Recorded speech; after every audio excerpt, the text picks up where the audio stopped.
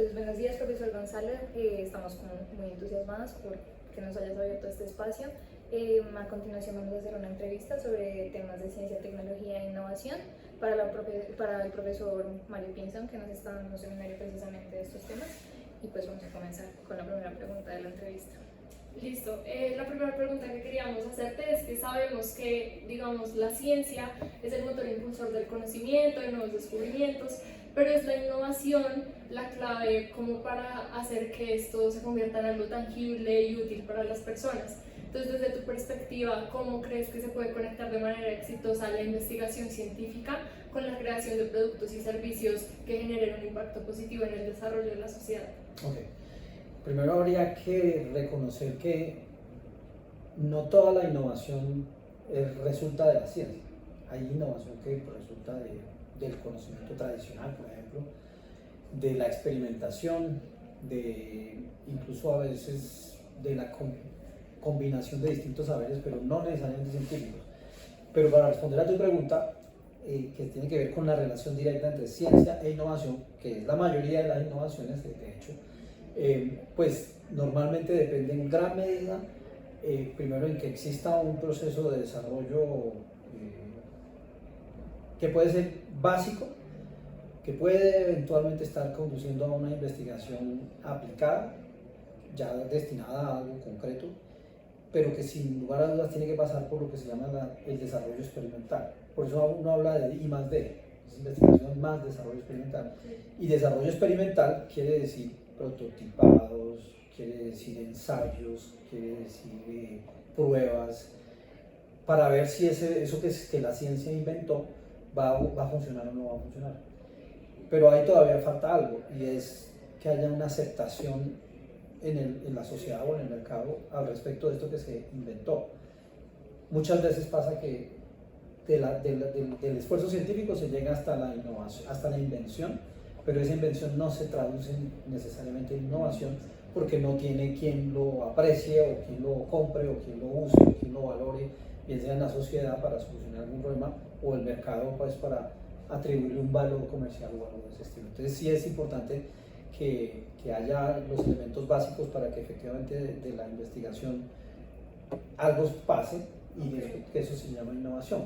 Y la innovación en gran medida muchas veces eso no es exitosa, ya incluso por factores que se escapan del control de los científicos o de los empresarios y que es más del resorte de la comercialización. Es decir, hasta qué punto esa invención ha tenido el acompañamiento de un equipo de comercialización que es promoción, venta, etcétera, etcétera, que es fundamental. A veces se tiende a ignorar o se tiende a pensar que ya porque es buena la invención va a ser suficientemente exitosa la innovación, cuando posiblemente no. Hay muchas invenciones fantásticas y están los ejemplos de los inventos de Da Vinci que solo ahora se están empezando a valorizar porque se dan cuenta que había, pero Da Vinci desafortunadamente no tenía quien le dijera cómo se hace para que esa invención tuviese una materialidad concreta y una utilización en la sociedad o en el mercado.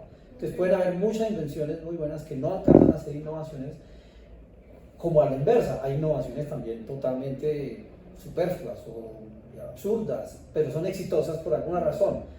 A veces también es porque se ha creado una necesidad, muchas veces las innovaciones buscan responder a las necesidades, pero también es cierto que a veces las necesidades se pueden crear para que la innovación tenga una razón de ser. Entonces, pues, digamos, ahí hay elementos importantes tanto desde la perspectiva empresarial como desde la perspectiva de la política pública también. Si el gobierno, si el Estado está interesado en que haya más innovaciones porque eso genera empleo, porque disminuye costos, si la innovación es para disminuir costos, de hacer más efectivo y más eficiente el uso de los recursos, aumentar la productividad, o para que se creen nuevas soluciones a problemas que o que ya existían pero no tienen buena solución, o problemas que no han tenido solución, pues entonces el gobierno tiene que tener este panorama bien, porque tiene que tener incentivos tanto para la investigación como para el desarrollo experimental, como para la innovación.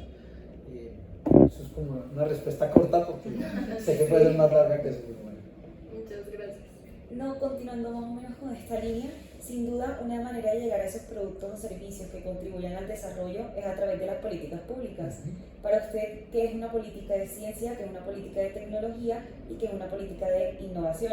Y podría darnos algunos instrumentos, ejemplos para cada una a partir de su experiencia. Okay.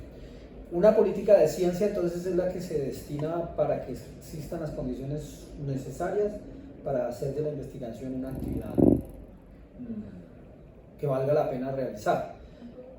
Por ejemplo, dentro de la política científica está la formación de personas de alto nivel, maestrías o doctorados, porque son las personas que van a crear cosas nuevas y demás.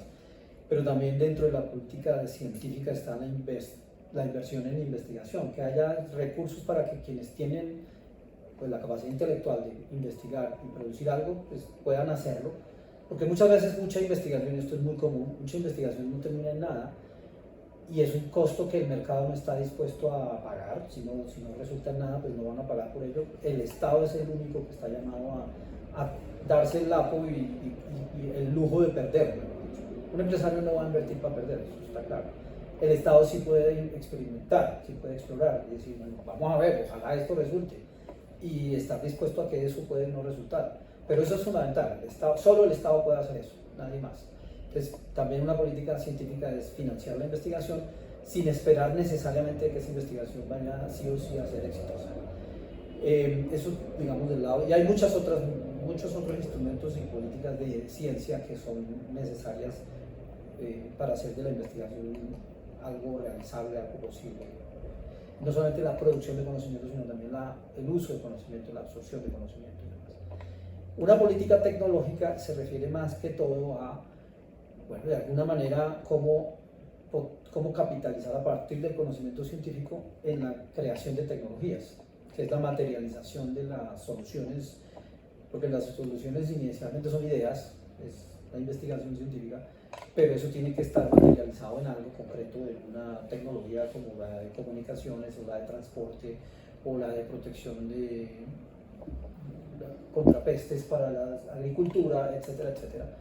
Entonces se necesitan los apoyos necesarios también para que ese conocimiento se traduzca en algo concreto, que es la tecnología, pero además que esa tecnología sea la más adecuada para el tipo de situaciones que se quieren solucionar. Hay veces que se tienen tecnologías sobre las cuales no se crean capacidades, y por ejemplo podemos ser muy buenos creando tecnologías, pero luego si la tecnología se daña no sabemos qué hacer y nos paralizamos en eso, y tenemos entonces que importar a los técnicos y tecnólogos para que solucionen el problema de la tecnología, y no estamos haciendo gran cosa.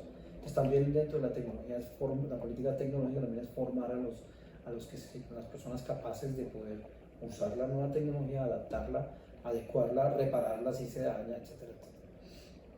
Y también, pues, también dentro de la política tecnológica está en que esta tecnología sea amigable con el medio ambiente, que no genere más daño, etcétera, ese tipo de consideraciones también sociales.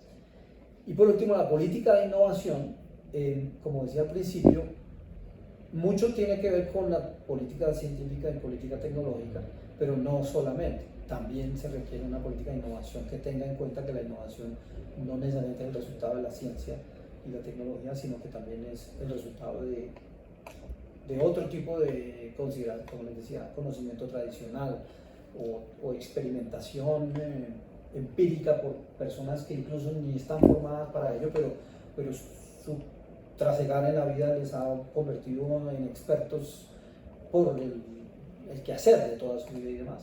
Entonces, una política de innovación también es brindar condiciones necesarias para que eso suceda también, para que pueda tener cabida en el mercado, ser utilizado o adoptado en la sociedad, etc. Y desde el sector público, ¿qué instrumentos puntuales se utilizarían para, digamos, promover políticas de innovación? Bueno, como decía, que la política de innovación es un poco de lo otro también. Sí. Es decir, de alguna manera la política de innovación tiene que incorporar elementos de las políticas tecnológicas y tienen que incorporar elementos de las políticas científicas. Entonces, las políticas de innovación deberían, digamos, garantizar que haya una formación de capital humano para crear ideas, para generar ideas, investigación científica en universidades, en empresas grandes con unidades de I+D, etc. tiene que proveer también condiciones, y eso, digamos, las políticas de innovación actuales que tienen, por ejemplo, países como Colombia, ejemplos concretos es, para promover la innovación, es la deducción tributaria para las empresas que inviertan en investigación, por ejemplo. Entonces, las empresas que invierten en investigación tienen una exención en sus impuestos, que es una forma de fomentar la inversión en investigación, que la formación de capital humano, la inversión privada en I+D, la inversión pública en I+D por la vía de los laboratorios públicos, como en el sector agropecuario está Savia, o en el sector de petróleos, o en el sector de agua, o en el sector de caña, etcétera, etcétera, de muchos sectores donde hay inversión también pública, y eso es otra forma de fomentar. Bueno, la lista puede ser larga, de distintas maneras como el Estado puede incentivar a que los individuos y las empresas produzcan conocimiento, adopten conocimiento, transmitan conocimiento, adecúen conocimiento, aprovechen conocimiento, y creen, pues, digamos, también estímulos a que no sea más costoso el hacer que el no hacer nada. Okay. Teniendo en cuenta lo que nos mencionabas de ese rol del Estado en influir en otros sectores de la sociedad y tu experiencia dentro del campo de la ciencia, ¿consideras que aún existen limitantes ideológicos, políticos o de cualquier otra índole que limitan de alguna manera la creación de conocimiento? Eso es una muy buena pregunta. Desafortunadamente hay un debate entre quienes dicen un país en vía de desarrollo como Colombia, con tantos problemas y dificultades, no debería preocuparse por invertir en investigación, en ciencia y tecnología, sino debería preocuparse por solucionar los problemas milenarios, los problemas de hambre, de violencia, etcétera, etcétera. Para que solamente si solucionan esos problemas, ahí sí, si queda algo de recursos, entonces invirtamos en ciencia, tecnología y innovación. Esa es una visión. La otra visión dice, no, precisamente, para solucionar esos mismos problemas debemos invertir en investigación, no esperar a que todo esto se solucione para luego invertir, sino invirtamos desde ahora precisamente para la solución. Entonces, es el huevo o la gallina. Entonces, ahí hay unos debates enormes. Si uno juzga cuál es la versión que ha ganado durante nuestra historia republicana reciente, pues lo mira uno por el grado de inversión que tenemos como sociedad en ciencia, tecnología e innovación, que es ínfimo. Quiere decir que seguimos, si bien el discurso puede decir una cosa, la realidad dice otra. La realidad dice que estamos pensando que la ciencia, que invertir en ciencia, tecnología e innovación solo paga si tenemos el resto de problemas solucionados, y eso claramente es un error, es una falta de visión de futuro, básicamente. Ok, perfecto. No sé si qué razón, porque había otra pregunta que queríamos hacerle, pero no sabemos si de pronto exponer. No, a mí me encanta, este es mi tema. Está bien. Yo feliz. Sí, la última pregunta que teníamos es, pues ya como un poco más aterrizada su experiencia, y es que en línea con todo lo que venimos hablando, la investigación científica muchas veces está sujeta a agendas que no necesariamente son científicas, sino que pueden ser, por ejemplo, políticas.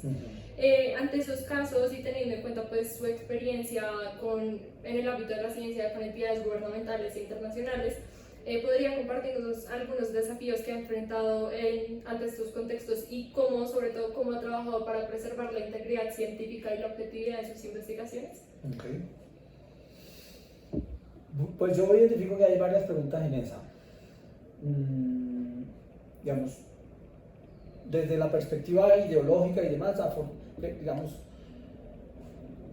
por un lado están los que, como decía hace un rato, son los que ven la ciencia y la tecnología como un lujo, los otros que lo ven como una necesidad. Pero también hay debates políticos en torno a si deberíamos invertir en conocimiento científico de alta, digamos, de excelencia a nivel mundial, o si debemos hacer investigación científica de relevancia local.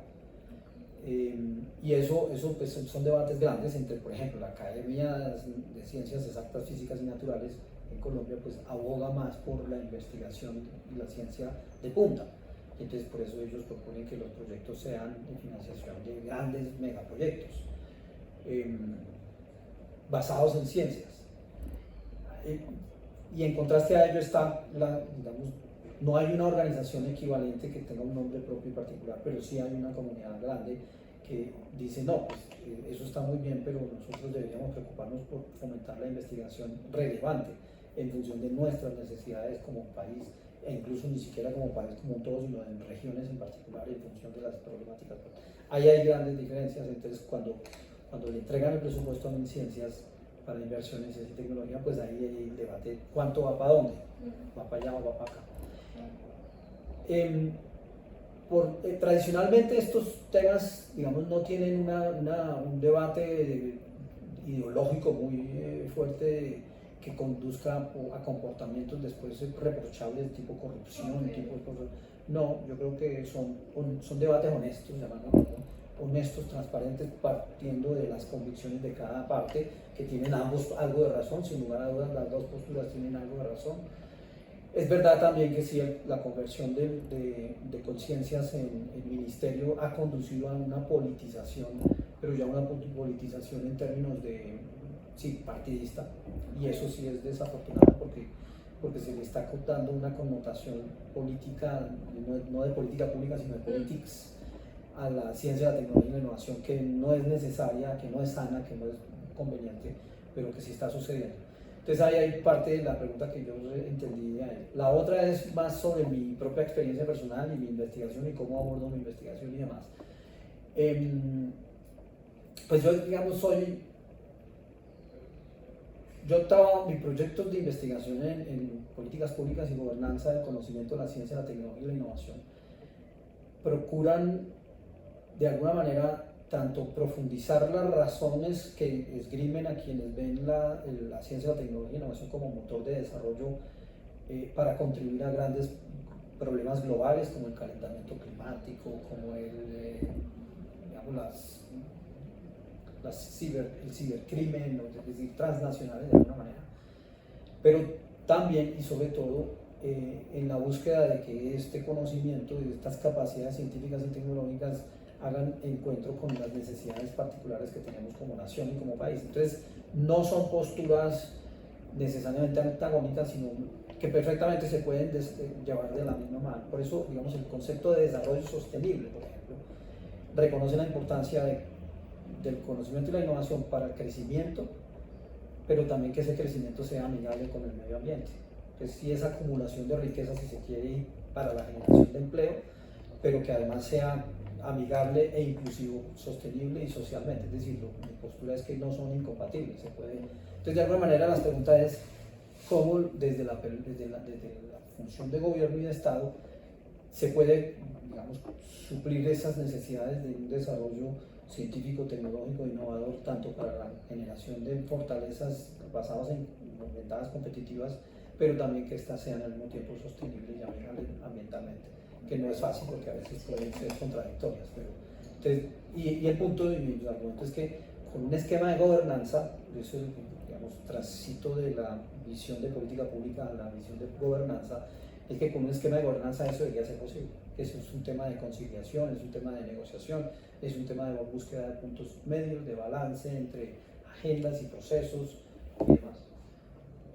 Entonces, pues, digamos que, y cuando uno habla digamos, de investigación sostenible y ambientalmente amigable y demás, también incluye lo de investigación y la innovación responsable, que ese es otro concepto que también yo trabajo, la innovación responsable, y que está asociado de alguna manera a la investigación, a la innovación responsiva, es decir, responsiva porque responde a necesidades propias nuestras, pero también responsable en la medida en que es amigable y éticamente desarrollada y pues, con todas las condiciones necesarias para hacer verdaderos aportes al desarrollo. Ok, perfecto. No, muchas gracias, Bueno, profesor Gonzalo. Traté de hacerlo lo mejor que pude, algo que escribo yo en estos libros de este estilo, que me tomaría mucho más tiempo en poder abordar, y bueno, por ahí hay otros dos libros sobre el cual yo publico, trabajo y escribo. Ahora como decano me queda mucho menos tiempo, pero sí, sigo activo, incluso con Mario.